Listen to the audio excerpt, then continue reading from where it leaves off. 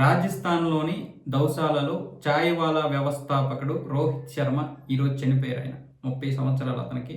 తన 17వ ఏట అంటే 13 సంవత్సరాల క్రితం చాయ్వాలాను ఏర్పాటు చేశాడు.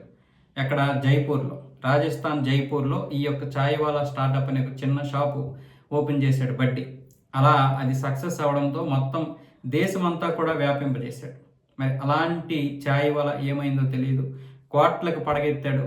అంతా బాగానే ఉంది. 17 సంవత్సరాల పిల్లోడు, ఒక నర్సింగ్ చేస్తున్నటువంటి ఒక అబ్బాయి చాయ్వాలా అనే స్టార్టప్ స్టార్ట్ చేసి కొన్ని వందల మందికి ఉద్యోగాలు ఇచ్చి దాన్ని ఫ్రాంచైజీల పేరుతో కొంతమందికి ఉపాధి కూడా కల్పించినటువంటి ఈ వ్యక్తి 6 నెలల క్రితం అన్ని చాయ్వాలాల్ని క్లోజ్ చేశాడు. అంటే వేరే వేరే వాళ్ళకి అవి అమ్మేశాడు, పూర్తిగా విక్రయించేసి సన్యాసంలోకి వచ్చేసాడు. మరి ఏమైందో తెలియదు. మొదటి నుంచి ఆధ్యాత్మికత అంటే చాలా ఇష్టం, అంటే ఆధ్యాత్మికతలో బ్రతకడం అంటే ఇష్టం.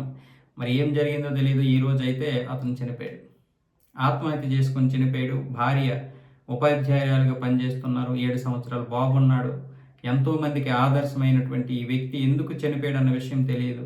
మరి అప్పులు ఏమైనా ఉన్నాయా, లేకపోతే కుటుంబ సభ్యులకి తెలియకుండా ఇంకేదైనా చేశాడా, ఏం జరిగిందన్న విషయం తెలియదు.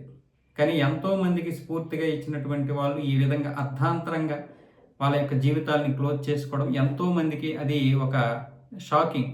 ఏం చేయాలో అర్థం కాని పరిస్థితి. అంటే ఆదర్శంగా తీసుకుంటున్నటువంటి వారు ఈ విధంగా చేస్తుంటే మరి ముందుకు వెళ్ళాలనుకుంటున్న వారు ఎలా వెళ్తారు? అంటే ఆదర్శంగా తీసుకుంటున్నటువంటి వారు ఈ విధంగా చేసుకుంటుంటే మరి వీళ్ళని ఆదర్శంగా తీసుకున్న వారు ఏమైపోతారు? అంటే ఆయనకి ఏం కష్టం వచ్చిందో మనకు తెలియదు. నిజంగా ఏదైనా వెనకుండా జరగకుండా ఇంత పెద్ద ఇది జరగదు.